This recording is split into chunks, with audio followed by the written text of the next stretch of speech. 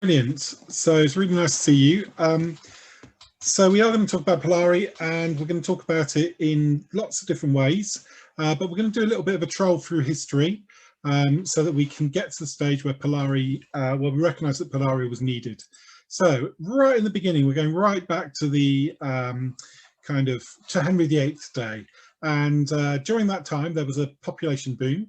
And because of that, there were fewer jobs and there were a greater number of criminals. And Henry VIII himself said that vagabonds were ransacking the countryside. He thought there were about 13,000 unchartered men who were basically criminals, and they developed this language together, because if you're going to be robbing someone's house, or if you're going to be planning to beat somebody up, then you want to be able to plan it without people knowing. And so they created this language, which was the criminal class language, and it was called cant, sometimes called flash. It's where we get the term Flash Harry from, and also peddler's French. And this cant was spoken by those who are ruffling and beggarly. And dictionaries were written to expose this language. That was the kind of reason behind it. It was there, they were written so that people could understand what other people were saying. And flash forward a little bit to Charles Dickens, a bit later on in Victorian times. He had a dictionary in the back of Oliver Twist. But there are words that are now in general use. So a good example of some words, if you are, slang for your face, still in use. Your mug, that comes from cant. If you can speak really well, you've got the gift of the gab, and that again comes from cant. Jeepers creepers, where'd you get those peepers? That's a cant word. And if you are suspicious, you might say, I smell a rat. And that is a word all the way back from the cant of the 15th and 16th century.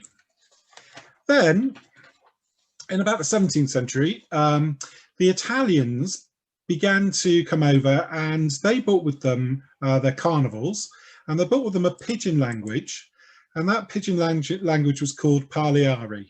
And this language was sort of spoken by socially ostracized people, and they mixed with the criminal classes, and Polari became part of the criminal cant and added flavour to it.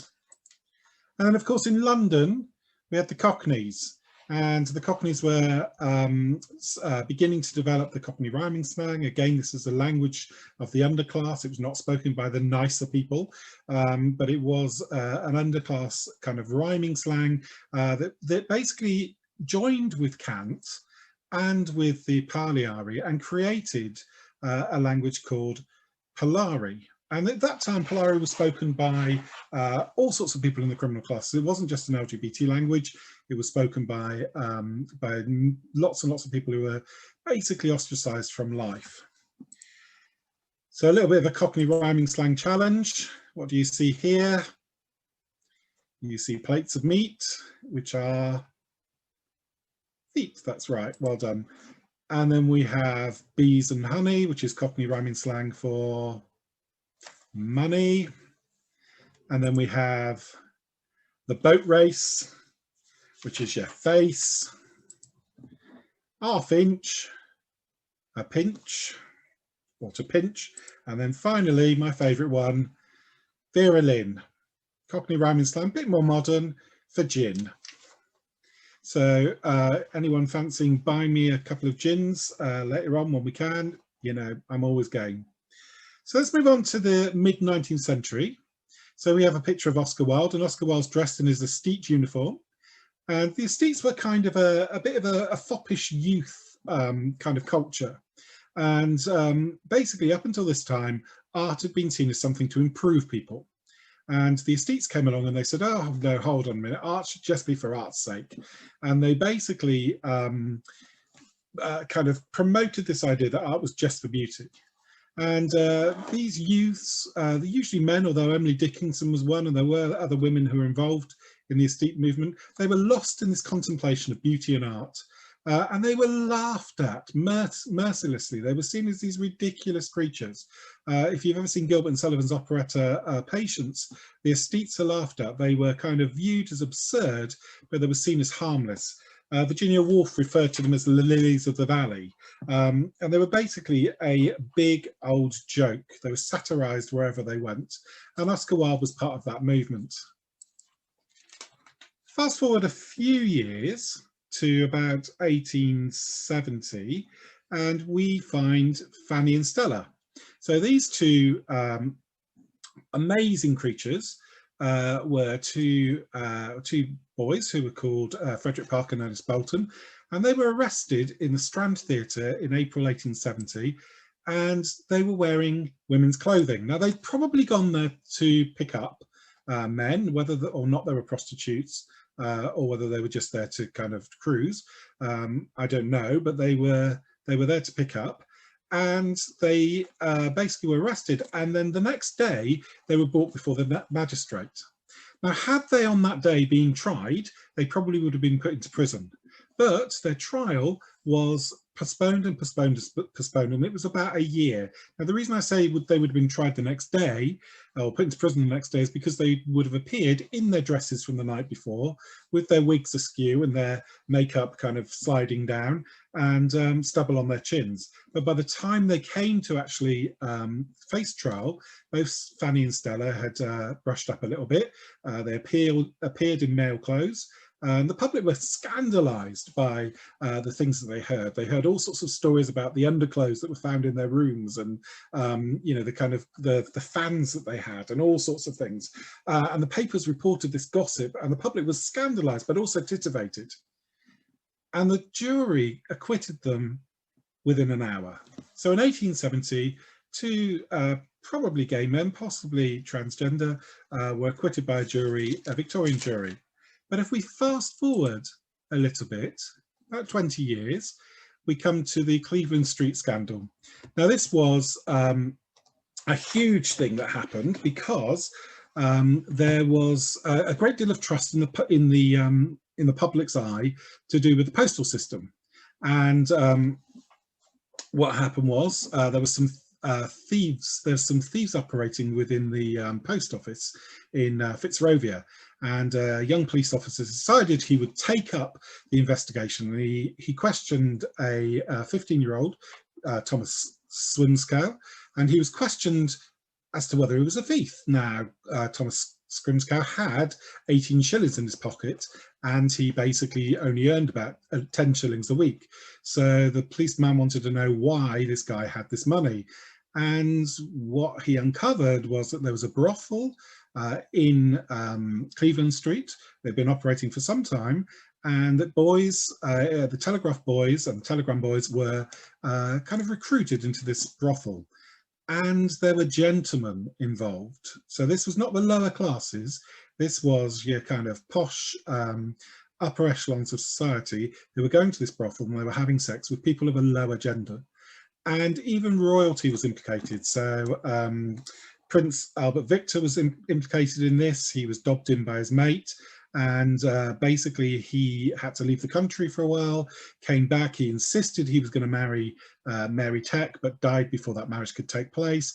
And his Mary Tech then went on to marry his brother, and she became Queen Mary.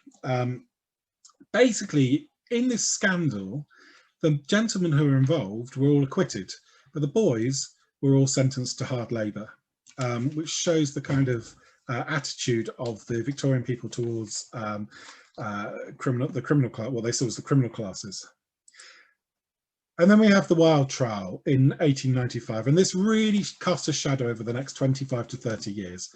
So Wilde, there were 3 trials. He was accused of being a sodomite, and he decided to go to court. And on the 3rd trial, a lot of his lifestyle was exposed. Wilde really should have fled. He had the opportunity to do so. He didn't do it. He was told he was going to be arrested. He didn't leave. He chose to stand trial, and he basically faced the consequences of that. And the problem was The public was scandalised because Wilde again was revealing that there were gentlemen, gentlemen of the middle classes who were sleeping with lower class men and boys. And the gay subculture was exposed and the public was outraged.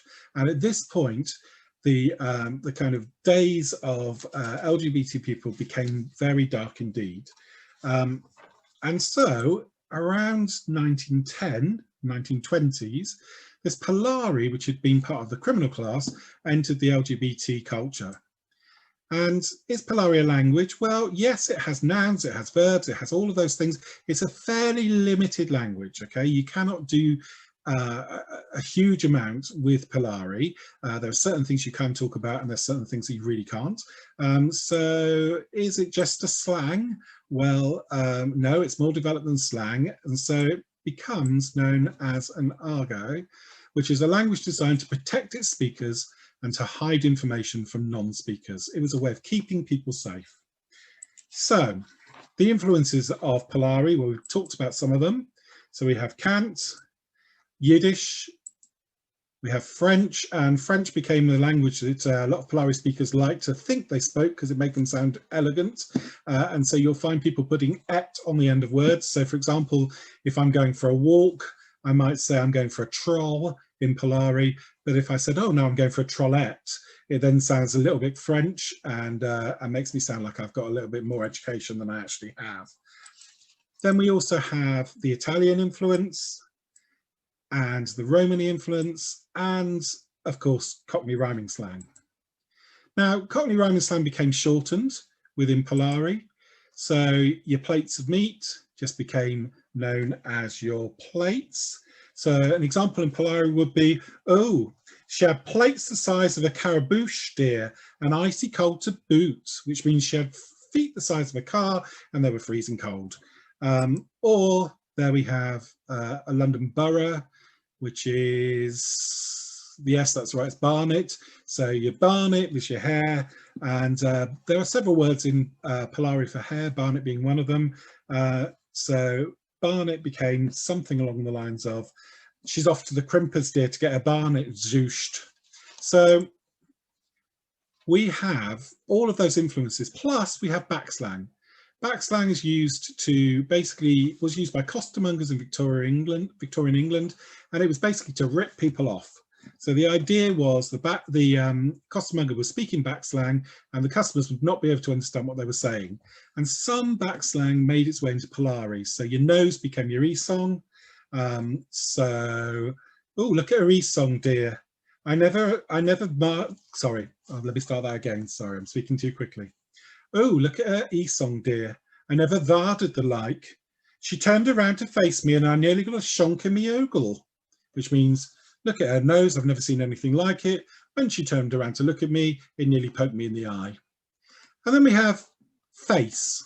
So face is spoken backwards, ECAF. Okay, so ECAF becomes the word for face, but then it was shortened even further to become eek. Okay, so your eek was your face. So you could say something like, oh, she had an ECAF like a baboon's corabungus, which means she had a face like a baboon's bum. Or your raya, or your hair. So as you can see, raya is hair spelt backwards. I mean the other way around. Yeah, that's right. Raya's hair spelt backwards. And again, it would be to disguise the kind of discussion that people were having about somebody's hair. So you could talk about somebody's hair without them realizing you were talking about it. So let me give you some influences and evidence. So the most famous sentence in Polari is probably this one. It is, oh, it's bona to varda your dolly old eek. Okay, and I think I put heart or deer face on the end. So bona to varda your dolly old eek is the sentence. And this is the influence on it. So we've got Italian for good. Okay, so bona is Italian for good. So it's good to varda. Varda is a Romany verb, which means to see. So it's good to see your. Dolly is a Georgian Molly slang. Mollies were the kind of gay men in Georgian history. And it means lovely. And then we've got good to see your lovely old eek. And we know eek because it's the back slang ecaf, shortened to e. So bona to vardy, your dolly old eek means it's really lovely to see you. Okay, so that was a that's in that sentence you've got all of these influences being exposed. Of course, gay men needed to hide from the law. We've heard from John about why that was the case, and we heard from Tom Robinson earlier about why. And so to hide from the law, one of the things you would do is basically give them a nickname. And there's a lot of sheing in Polari, so a lot of men were called women's names. In the 80s, back in the 80s, I was called Doris by a number of my friends. That was my kind of Polari name. There was a lot of sheing, and men were given these women's names, and the police were no exception. So you could be talking about Lily Law, or Betty Bracelets, or Jennifer Justice, or Hilda Handcuffs, or any number of these kind of women's names with some association with the law. And the thing is, these would change all the time, because once the police became involved and they knew about these nicknames, then obviously the nickname needed to be changed. It's a bit like your password, you know, you need to change it regularly. So one month you might be talking about Lily Law being down the road, and the next month she might have changed her name to Betty Bracelets, but they are still the same people, they are still the police, and they're still to be avoided. And also you might want to spot some omipolones. Omipolones, or HPs, although it's spelt with an O, omipolones were gay men. Now this is Quentin Crisp back in the 1930s, and Quentin Crisp was fairly obvious. You probably notice him and you probably realise he was an omipolone. But if you were in a bar with lots of other people who look just like you might want to spot and see if they're omipolones as well. So you might drop a few words of Polari in just to check and see if they understand them, and if they do, you might be onto a winner. But you might want to ask if somebody else is gay and find out the network that person has. So you might say, oh, is she mauve?